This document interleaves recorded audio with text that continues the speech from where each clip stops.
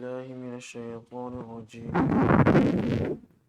بسم الله الرحمن الرحيم وامتازوا اليوم أيها المجرمون ألم أعهد إليكم يا بني آدم ألا تعبدوا الشيطان إنه لكم عدو مبين وأن اعبدوني هذا صراط مستقيم صدق الله العظيم.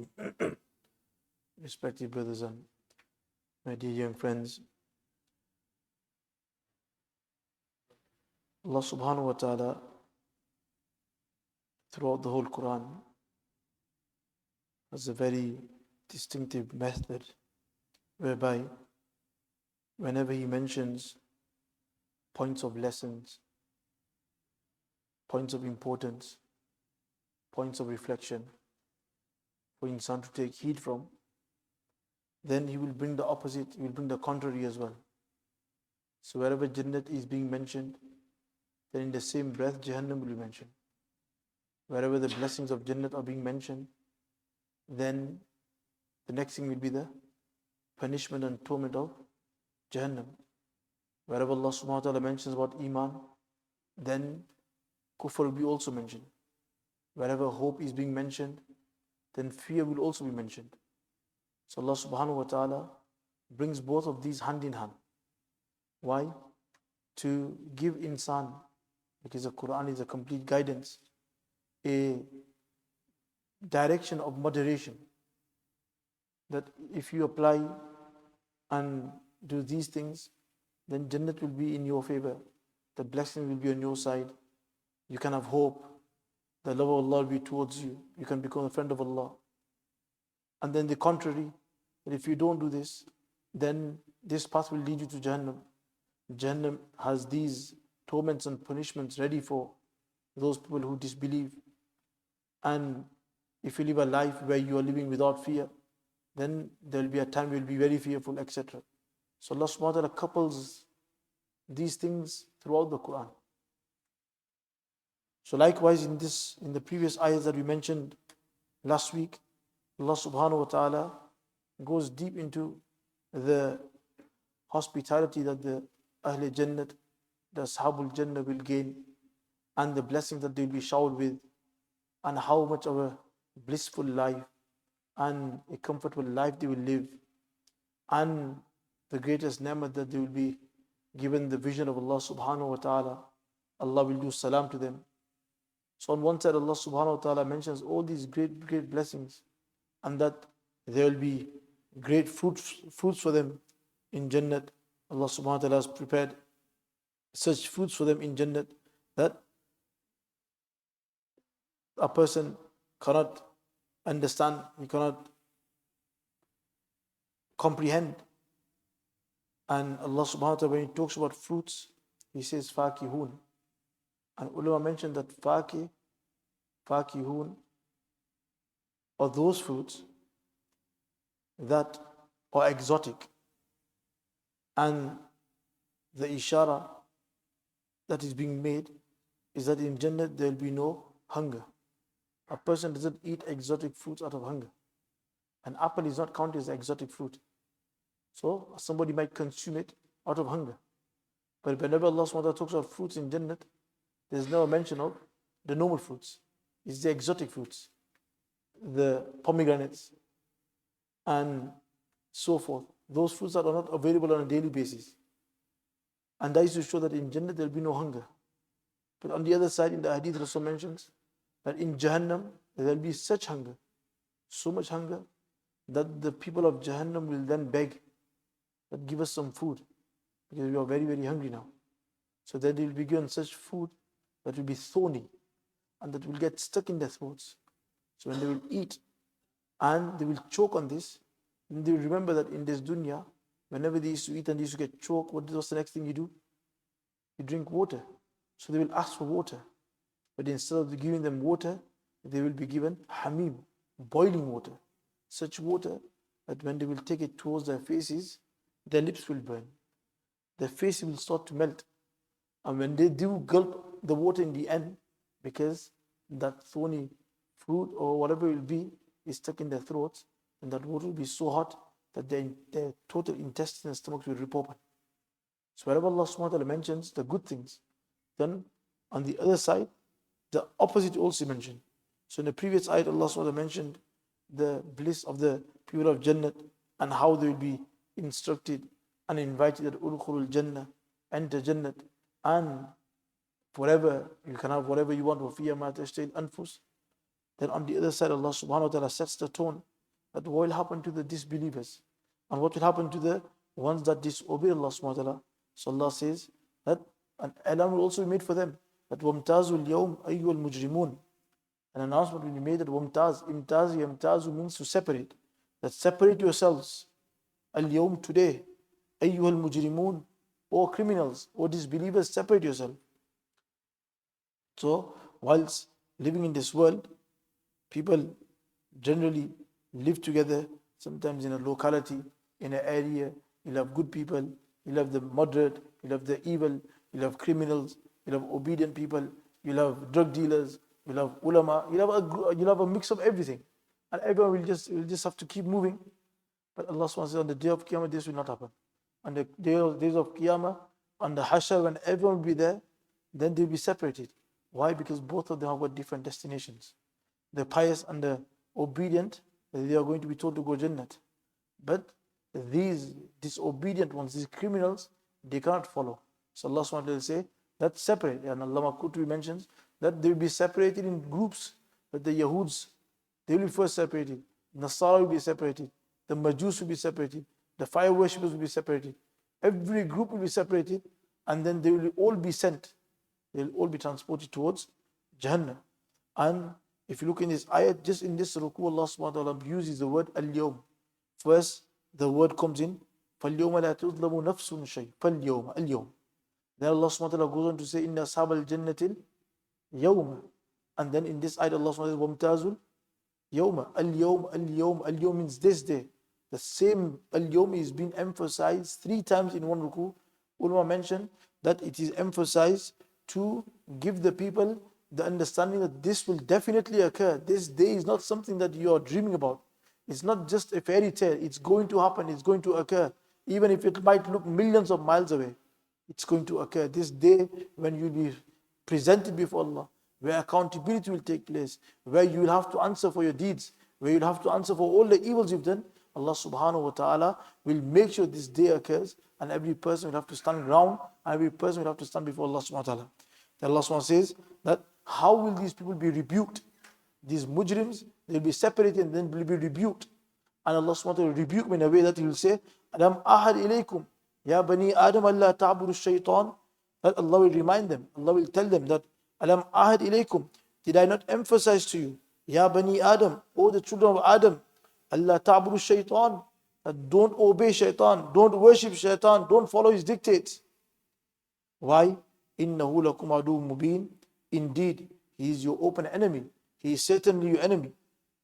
So throughout the Quran and throughout all the previous holy scriptures, in all the kitabs, in all the sahifa, Allah subhanahu wa ta'ala, the many books that He sent down, and the thousands of prophets that Allah subhanahu wa ta'ala sent, and the messengers that He sent, Allah subhanahu wa ta'ala brought them with the same message, sent them with the same message.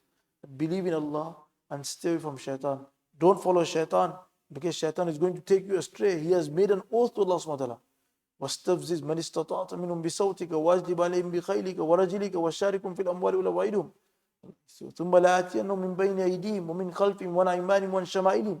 When shaitan was being expelled from Jannah, look at the audacity he had. Look at how he said to Allah. He says he's getting expelled from Jannah, and he says to Allah, ثُمَّ لَآتِيَنَّهُمْ, Allah, you are expelling me. You are expelling me on the basis that I did not bow and prostrate to Adam. What I'm going to do? He is saying, look at Allah's forbearance. Shaitan, a small creation of Allah, if Allah subhanahu wa ta'ala can destroy him in a moment. But when he was getting expelled, he says that, oh Allah, you are expelling me. In return, ثُمَّ لَآتِيَنَّهُمْ مِنْ بَيْنِ أَيْدِيهِمْ, I am going to come to this same Bani Adam that you have created for your worship. I'm going to come to them from the front, from the back, from the left, and from the right. And I'm going to make sure, And I will make them do such things that the majority of them will not find grateful. They will not be obedient. Or when a person is obedient, then this is a way of showing gratitude to Allah subhanahu wa ta'ala. So, ulama again on this ayah they mentioned, the shaitan mentioned 4 directions. What did he say? I will come from in front, I will come from behind, I will come from the left, I will come from the right. But in reality, how many directions are there? How many directions are there? There are 6 directions. Left, right, front, back, up and down. He did mention up and down. So for a believer's safety, where is it in? Looking down. That's all I mentioned. If you're in the path, if you look up, you'll bang. You'll hurt yourself. You'll bang in the lamppost. If you look left, right, backwards, forwards, shaitan will come and whisper in your ears and will take you astray. But if you look down, that's the one place, direction that shaitan can't attack you from. So Allah subhanahu wa ta'ala says, He's retorting them. He's rebuking them. That, did I not tell you? Did my messenger not inform you? Did I not emphasize you that don't follow shaitan? Why? Because now you're going directly to Jahannam. You're making 100 excuses. I already told you. I informed you that shaitan is your open enemy. And ulama mentioned that Allah subhanahu wa ta'ala, when He talks to them and when He addresses them, He didn't say, Alam ahad ilaykum ya mujrimeen. He didn't say ya mujrimeen. Like in the previous ayah, you mentioned ya mujrimeen. So why can't He say Alam ahad ilaykum ayyuhal mujrimun? Ulama mentioned Allah subhanahu wa ta'ala will use ya bani Adam. Why? To put even more shame in them. That, oh Bani Adam, son of Adam, meaning what? You are the son of Adam who shaitan was an open enemy from. How did it befit you to obey him? Why couldn't you obey me? Your shaitan had enmity with your great father, Adam. And he forgot that. And he wanted to follow him. He forgot everything that he did. He's the one that got Adam expelled from Jannah. He's the one that tried to deceive Adam and we still follow him. So to put that more shame in them and to rebuke them further, Allah will not say, you al-mujrimun. He'll say, Ya Bani Adam. On this moment, He'll say, Ya Bani Adam, Allah ta'budu shaitan. Do I not tell you that don't worship shaitan? So, worship doesn't literally mean to prostrate and bow to somebody. So somebody might say, but who worships shaitan? Yes, even in this day and age, there are certain groups of people that worship shaitan. But the majority, although they might not worship shaitan, what does Allah SWT mean when He says, La ta'budu shaitan? That ibadat is not literally that you prostrate or you bow to somebody. Ibadat means when you completely submit or you completely become subservient to one thing. And this is what's happening. That people have become subservient to shaitan. Whatever shaitan says, do this, do that. If you look into our lives, then at the time of nikah, do we follow the commands of Shariat and the sunnahs of Rasulullah, or do we follow what shaitan whispers? How are our weddings going? What's happening in our weddings? Is there no music in our weddings? Is there no mixing in our weddings? Is there no over the odds in spending? Is it not? And who's inciting us? Who's whispering all these things in our ears? Allah saying, Rasulullah mentioned that the best wedding is that where the least is spent. And what do people do? They boast in spending the most. Rasulullah was al-ghinayum bitun nifaq. Music creates hypocrisy. And the weddings, is there any wedding that goes without music? Is there any wedding? No. So in reality, although we might not be bowing and prostrating to shaitan, but we are following his dictates. Whatever he's telling us, we are openly following it. That's why in Arabic, in ahadith, 2 words are mentioned. Which words? Abdul dirhami. La takunu abdul dinari wa abdul dirham. Abdul dinar, abdul dirham. And abdul zawja. 3 words. What's abdul dinar? Don't become the slave of money. How do you become a slave of money? You worship money. You bow to money? No. Meaning in your pursuit of money, in your pursuit of wealth, in gaining wealth, what do? You will do anything and everything for that. If it means fraud, fraud. If it means lying, lying. If it means deception, you will deceive somebody. If it means taking a bank loan just so you can continue in your business, you will take a bank loan. So what is this person doing? He is sacrificing everything. He is sacrificing the whole Shariat for what? For some monetary gains, for some wealth. That's why in Shariat this person is called Abdul Dinar. That in reality he has become the slave of what? Money. If you're a slave of Allah, you can't take interest-based loans. If you're a slave of Allah, you can't deceive somebody. If you're a slave of Allah, you can't lie to anybody. You can't defraud. You can't fraud. You can't do fraud, etc. Likewise, Abdul Zawja, that a person becomes so heads over heels in loving his wife that he will do anything. She says, buy a TV, he buys a TV. She says, let's send the daughters to university, he sends the daughter to university. She says, we need to have a big wedding, there's a big wedding. What's this? Oh, Garwala nahi mane. Boria nahi mane. Wife's not listening. In Arabic, this person is called Abdul Zawja, that he has become what? A slave of his wife. He will do anything just to keep her happy. But Allah SWT says, no. La ta'ata li makhluqin fi ma'siyati al-khaliq. You cannot obey creation wherein there is disobedience of Allah. No matter if it's your wife or your daughter or your son or your father. If they are telling you or compelling you to do some guna, you at that moment, you cannot sin. You have to disobey them. Yes, how you disobey them is a different thing. You cannot start swearing and pushing and shoving and giving a mouthful to your parents. No, with hikmat. But you have to uphold the rules of Allah subhanahu wa ta'ala, the shade of Allah subhanahu wa ta'ala. La ta'ata li makhluqin fi ma'siyati al-khaliq. But this person, what does he do? He forgets Allah subhanahu wa ta'ala's rights. He is no longer dutiful to Allah. He is no longer committed to the obedience of Allah. He has become committed to the obedience of his wife. If his wife says this, he'll do it. And sadly, nowadays we see so many people that out of love for their wives, they will do anything and everything. Out of stupidity. Like Allah subhanahu wa ta'ala says in the Quran, Al-Rijalu Qawwamun al-Nisa. That it is the males who are above the females. Because Allah subhanahu wa ta'ala has given a male aqli tam. He doesn't become emotional as quick. A female becomes very emotional very quickly. And in emotional, you make stupid judgments. Whereas a male, he has been given that extra strength that he doesn't become emotional all of a sudden. So he uses logic. But sadly, what do? Where we need to decide and we need to make a judgment, we leave it to him. And then we see what's happening now. You see, humans, good people, will become fools. So anyway, Allah subhanahu wa ta'ala is saying, Alam ahad ilaykum ya bani Adam. That did I not emphasize upon you? That, O Bani Adam, O the son of Adam, La ta'bu shaitan. Do not worship shaitan. Why? Inna lakum adu mubin. He is your open enemy. He has clearly said this. He has clearly mentioned. He has clearly stated that I will make them go astray. وَلَوْ ضِلَّنَّهُمْ وَلَوْ مَنِّيَنَّهُمْ وَلَا آمُرَنَّهُم. Allah subhanahu wa ta'ala is giving ta'qeed. That وَلَوْ ضِلَّنَّهُمْ, Shaitan said, I will make them go astray. وَلَوْ ضِلَّنَّهُمْ وَلَا آمُرَنَّهُم. I will instruct them to do evil, wrong, against you, against Allah, disobedience. So Allah subhanahu wa ta'ala is saying that Shaitan is your open enemy. And Allah is the one that wants you to go Jannat. Allah is our creator. Inda shaytan lakum aduun fattakhidhu aduwa. Allah subhanahu wa ta'ala mentioned in the Quran that indeed Shaitan is a clear open enemy. Fattakhidhu aduwa. Make him your enemy. Make him your enemy. And how should one person behave with an enemy?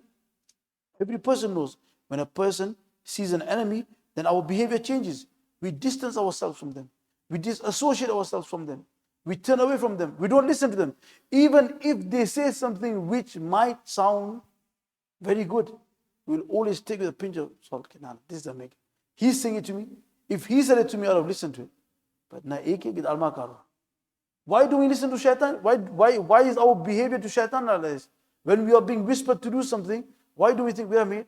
That whisper sounds like from shaitan, and definitely he's out there to make me go astray. So no, I'm not going to listen to him. But when it's shaitan's whisper, we treat it differently. We don't treat him as an enemy. We don't behave with him as though he's an enemy. So Allah SWT says that فَاتَّخِذْ وَدُوَّا إِنَّ الشَّيْطَانَ لَكُمْ عَدُوٌّ فَاتَّخِذْ وَدُوَّا. Make him your enemy. Treat him as your enemy. Distance yourself from him. Disassociate yourself from him. Don't listen to him. When a person does this, inshallah, he'll become obedient. But until we don't do this, then shaitan will keep pulling us in his web. He'll keep catching us. He'll keep trapping us. And the more he traps us, the further and further we'll go from Allah subhanahu wa ta'ala's obedience. So we'll leave it till then, inshallah. We'll continue next week. Allah subhanahu wa ta'ala grant us a good understanding.